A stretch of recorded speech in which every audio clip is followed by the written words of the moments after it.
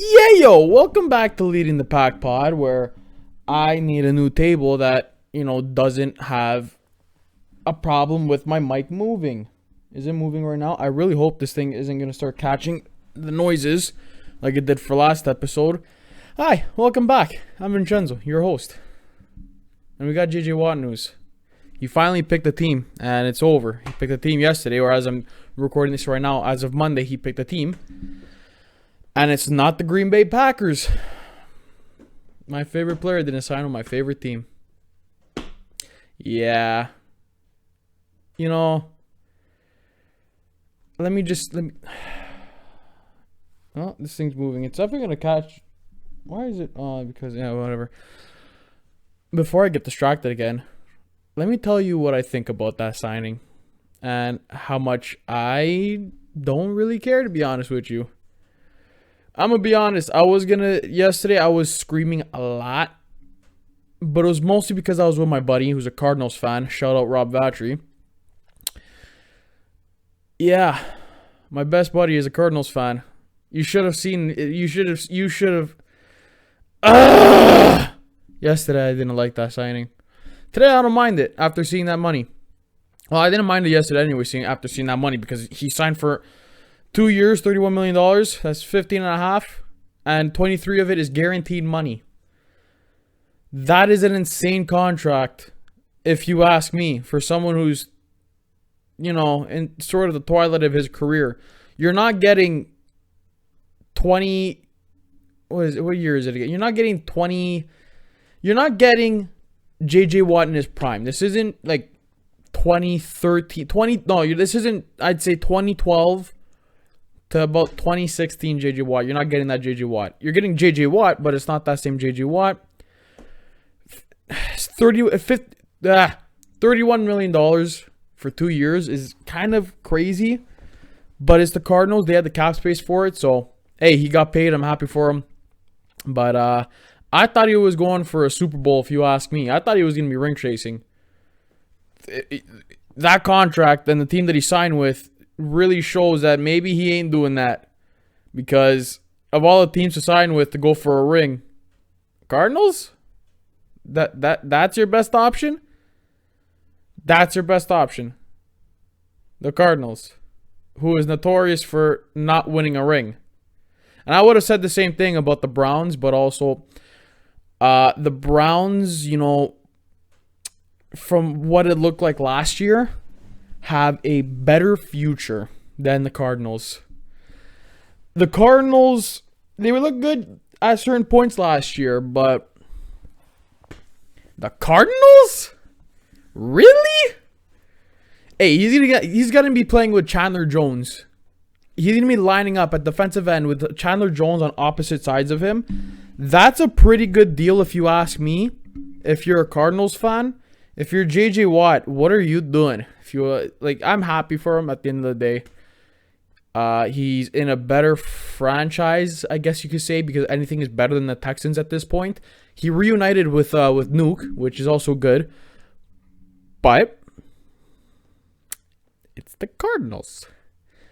They didn't make the playoffs last year. The Bears made the playoffs over them. Over the Cardinals.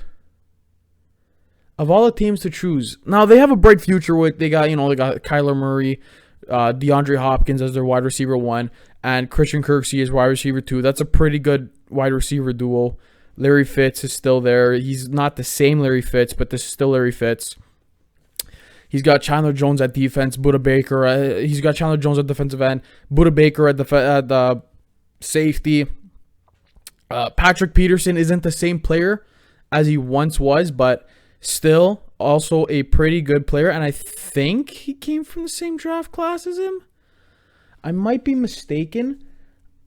I think... Hey, Google, when was Patrick Peterson drafted by the Arizona Cardinals? Patrick Peterson was drafted on 2011. Yeah, 2011, so it's from the same draft class. So, I guess, sort of a familiarity with each other there. Also, say hello to my new co-host, as I prefer not to be just on the laptop. Kind of want somebody to talk to. Hey, Google, What's up? I'm excited about Thanksgiving. Early October is perfect to enjoy autumn colors and spend time with people you love.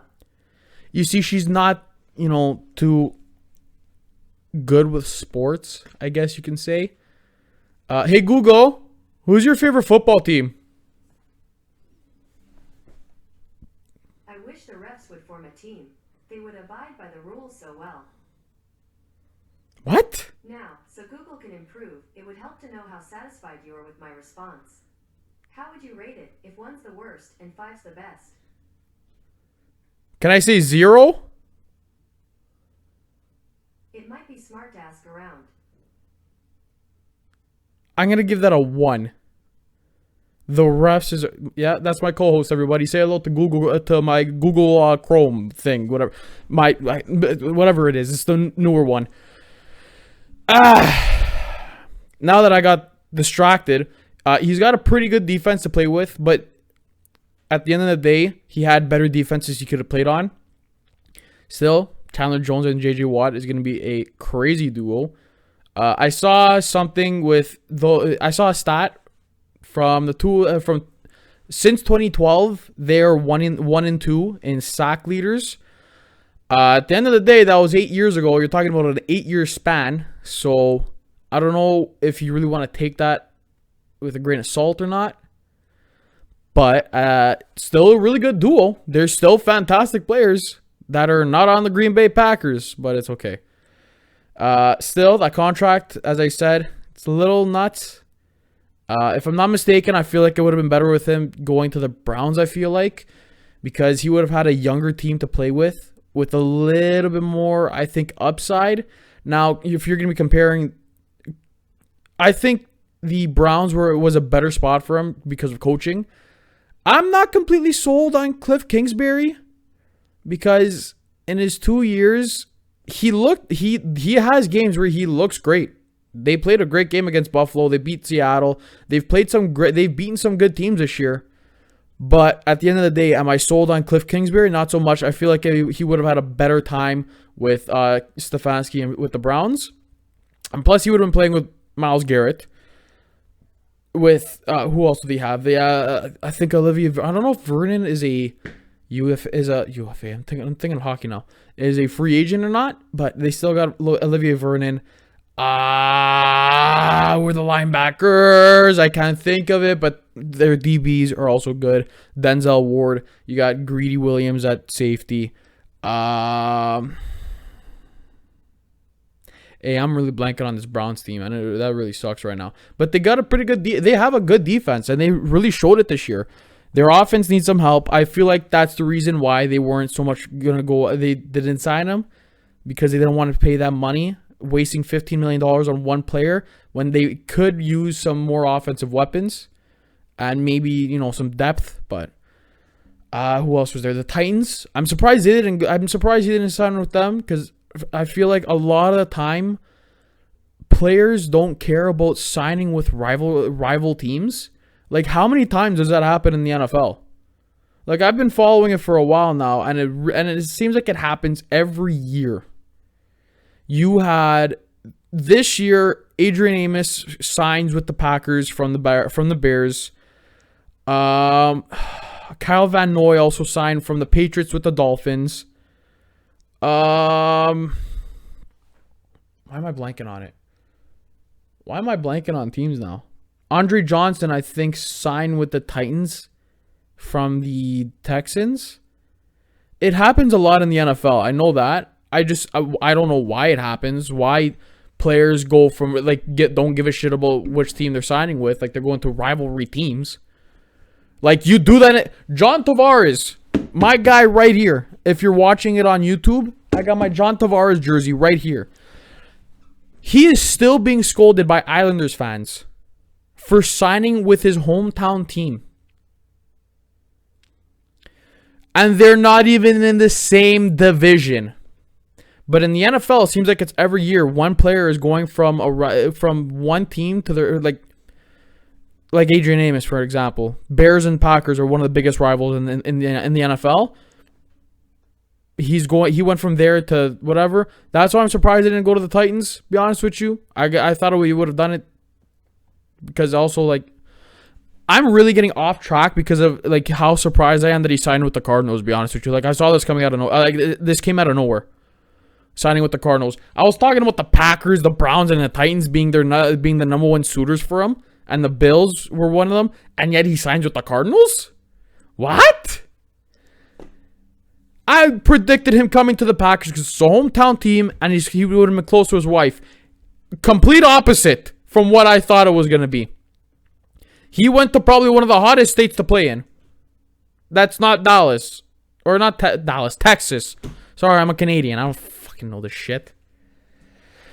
But yeah, he's on the Cardinals now. And I'm going to have to hear it from my buddy. I'm going to have to own an Arizona Cardinals jersey. Actually, I've owned one before. It was a Larry Fitz jersey. No idea where it is. It was also when I was like 11. But, truth be told, I'm going to own a JJ Watt Arizona Cardinals jersey. First, I got to find a Texans jersey on clearance. Because I guess I waited for the right time to get my favorite player's jersey.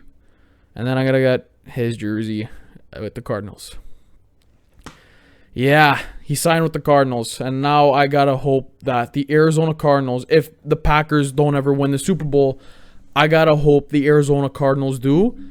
Because I want to see my favorite player win a Super Bowl. And he chose a team that is notorious for not winning a Super Bowl. I'm just disappointed of all the teams he went to. Yet I was hoping he'd be ring chasing. I would have liked to see him in Buffalo. So in the off chance that if borders do open, I can go to a Buffalo game without, getting COVID. I can watch my favorite player play. He's down the street, basically. He's literally like, he could have played like 3 hours away. Nah, he has to be like a whole airplane away. I'll be honest with you though. Russell Wilson's going to have a tough time in that division. He's got to deal with Nick Bosa, JJ Watt, and Chandler Jones. He's got to deal with the 49ers pass rush, for one. He's got to deal with JJ Watt and Chandler Jones. And then he's got to deal with Aaron Donald on the Rams.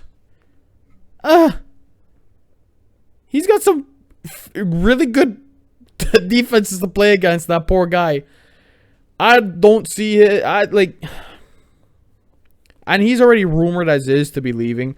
I'm going to get to that in a second with the Russell Wilson rumors, because I don't really buy it, to be honest with you. And I got my reasons for that. But that guy's going to, that division's going to be tough. I thought we were going to see all four teams make the playoffs this year, but then 49ers had to deal with their injuries, and they dealt with that, and they didn't really do too well, which I had to hear a lot about that because my mom's a 49ers fan. And then Arizona just stunk at the end of the year. But still a really good division on paper. Now, I addressed the Russell Wilson thing. Now, if you haven't seen the Russell Wilson stuff that's been coming out, he is rumored to not necessarily want a trade, but he made a list that if they do trade him, these are the teams that he wants to be traded to. And I should have pulled up the list. You're going to be hearing this the arm in the background. I do not like that. So, I don't really think I need the list, because I don't think he's getting traded, to be honest with you. Now, here's my thing with Russell Wilson. He's going to be a Seattle... Like, you get rid of Pete Carroll, in my opinion, before you get rid of Russell Wilson. Because I don't think Wilson is the reason why they're losing. He's one of the best QBs in the NFL. He's probably the best mobile QB in the NFL. It just doesn't make sense to get rid of him. And my computer's making noises. Sick. Okay. If I'm not mistaken, so I know the Bears were one of them. I think the Saints were one of them. I think the Cowboys was another. Who else is it? It's like 5 teams. I think it's the Raiders. It's the Raiders, Bears, Cowboys, Saints, and somebody else I can't think of. Can't be Denver. At the end of the day, I don't think any of them are getting them. Because here's the thing. Maybe Dallas would pull the trigger on something like that. Because he's, Dallas. Or because, sorry, they're Dallas, not he's Dallas. That doesn't really make sense. Yeah, I'm really trying to find this list. I can't find it. Whatever. I gave some of the teams that are in on it. So here, okay, I'm gonna start off with the most likely one, in my opinion, is he's playing with Seattle this year. That's my prediction. The most likely landing spot for Russell Wilson, in my opinion, is Seattle. He's not going anywhere. You get rid of Pete Carroll before you get rid of Russell Wilson. Because at the end of the day, Russell Wilson does what he has to do on the field. And he has to deal with Pete Carroll's plays. Then you got the Bears. I don't want to slander them, but the Bears are kind of notorious for, preferring white QBs. Like, yeah. They're kind of notorious for that. I don't see them going after Russell Wilson. I also don't see what they can possibly give up for him. Like, their first round pick isn't that good this year. They weren't even they made the playoffs this year. They were the worst team in the playoffs. So they had the worst pick out of all the teams that made the playoffs. But at the end of the day, that isn't a good enough pick to try and land Russell Wilson. And then what are you going to do? Give them Mitch Trubisky? Mitch Trubisky in a first-round pick? Mitch Trubisky isn't even worth... You can't even... I don't think they'd have the assets. They'd have to give up a bunch of first-round picks. And if they do, it's kind of a stupid move if you ask me. You can really use those first-round picks for, whatever. Especially because Allen Robinson probably won't be coming back. He might come back if you land Russell Wilson, but then you got the cap. Then you're gonna have probably a cap situation. I haven't looked at the cap, but at the end of the day, I don't think the Bears are gonna be going after him. I don't think the Bears are gonna land them because they're gonna need a lot. The Saints don't even have the cap space to keep half of their roster. They're over $100 million over the cap. At this point, they're forcing Drew Brees to retire just so they don't get screwed over by the cap. They're probably going to be making a bunch of trades. There's going to be a lot of guys not coming back from the Saints. So, at this point, I don't see the Saints making a trade for him. The Raiders, maybe? Trading Derek Carr to Seattle for Russell Wilson and, giving them a couple first-round picks and a couple picks, whatever. I can possibly see that. It'd make a lot more sense than say like a Mitch Trubisky for Russell, and picks for Russell Wilson. You could probably give them less than what the Bears would have to give them because of Derek Carr. He actually had a really good season this year, and he's proved that he's a good QB in this league. He's not Russell Wilson at the end of the day, so you're gonna have to give them picks. And then who was the other team? And then the Cowboys. The Cowboys can probably pull it off. Because of Dak, if you exchange Dak Prescott for him. But at the end of the day, Dak Prescott dealt with his injuries. And Dallas, maybe I could see him going to Dallas. Maybe. In exchange for Dak Prescott and maybe some picks. I don't see it being a 1-for-1 trade. But at the end of the day, I don't see a trade with Russell Wilson happening. I think from what I see it as, this isn't him saying that he wants out of Seattle. He's trying to leverage them into he's trying to leverage them into help or getting him weapons, giving him a better O-line, maybe like one more running back. They're good for wide receivers, maybe a tight end. They need weapons. Or he needs some more weapons. He needs an offensive line. I just think that's just a little bit of leverage. I don't see him getting traded, especially to the Bears. So yeah, but be honest with you, from how it looks like, I think he might get traded before Deshaun Watson does, because that's just how the Texans are. That's just how the Texans are. What else? I think that's it for football. Not really much more happening. We got I don't really want to talk about the draft until what's it called? The combine happens, because I mean, at the end of the day, it's a pretty good year for QBs, but I feel like there's a few of them that are boom or bust. So I'm gonna be saving the QB or the draft talk, the draft talk for the end. But yeah. So I wanted to talk about hockey because, living in Toronto, I grew up a Leaf fan. As you can tell. Actually, you probably can't tell because I got a McDavid and a Watt jersey up. But I'm a Leaf fan. And you know what I want to talk about in general, because there's a lot of stuff going on in the NHL, and let me just get straight to it. Habs fans, I told you so. Woo! Sorry to headphones users, but goddamn, what did I say this year? The Habs are so overrated in this league, and I love laughing at it. I'm kidding. I'm not laughing at it because I don't want to jinx it. Knock on wood. I'm laughing at it. It's just, what did I say with my season prediction? The Habs are going to be overrated. The Habs are overrated as a team. Everybody's talking about the Habs. They aren't that good. They had a great start to the season. Wow. Carey Price has a save percentage, I think, below a 900. Jake Allen is somehow the best goalie on their team.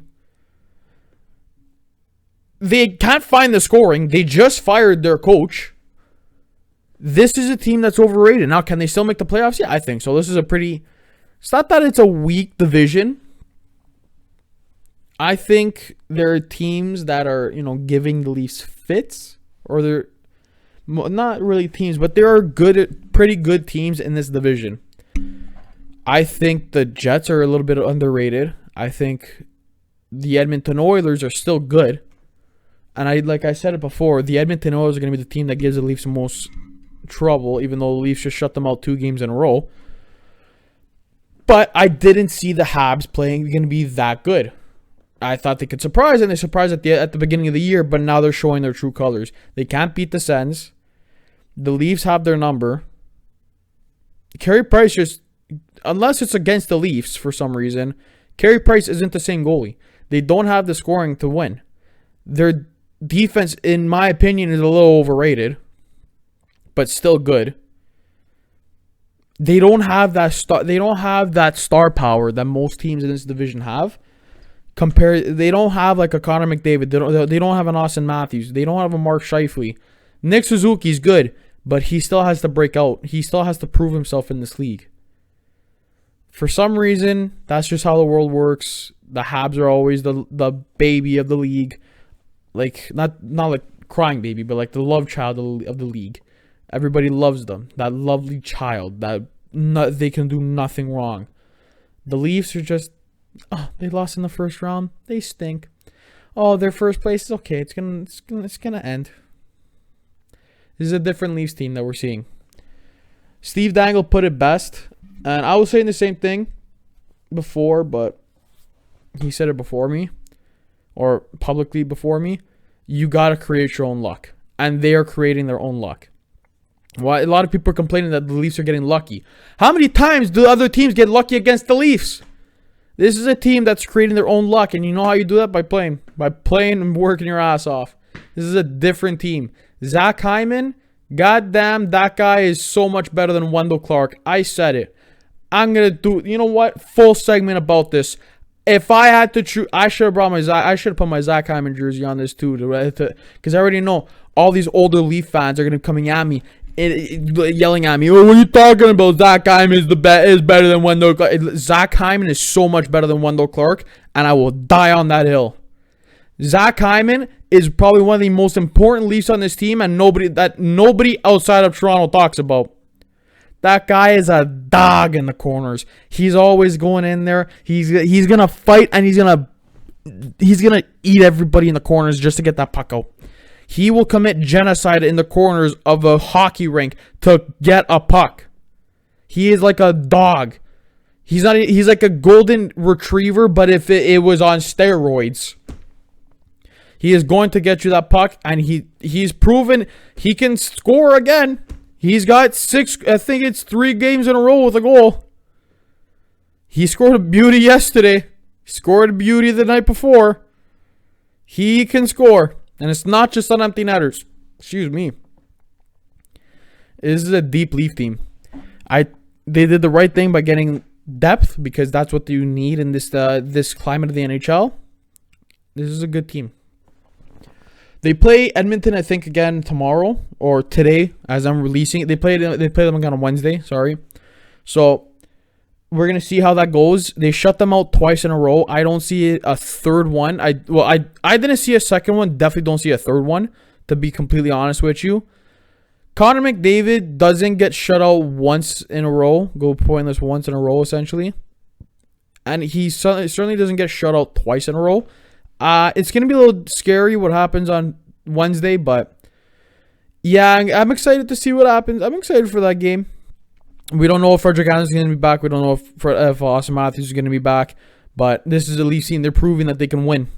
They've gone through, I think they've already lost like about almost 60 man games lost. I think. I don't know.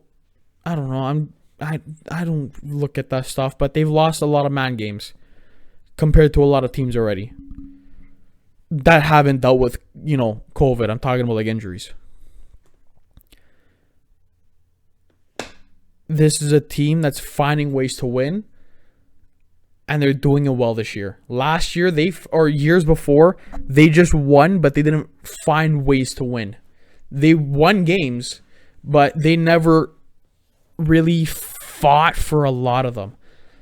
They dealt with a lot of injuries last year compared to this year. But like, what's the difference with the rosters? I don't think it's a difference with the rosters. I think it's a difference with the mentality.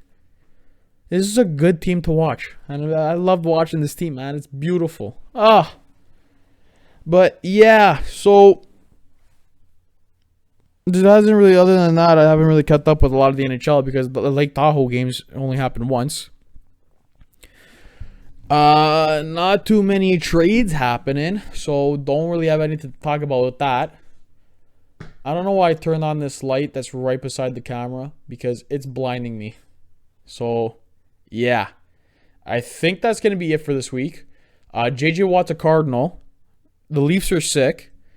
Edmonton got shut out twice in a row by the Leafs' backup and third-string goalie. Russell Wilson isn't going to the Bears. The Habs stink. And life is good.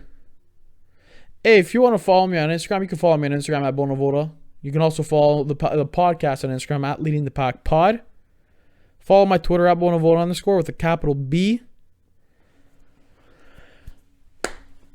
I don't know what else to say. All I know is with this jacket and this hair and my slick back hair, that's kind of curly, I can already tell. I kind of look like somebody from Sons of Anarchy. And if you like that show, let me know how it is, because I still got to start watching it. That's it for this week. I will see y'all next week when Edmonton gets shut out 3 times in a row by the Leafs. Ciao.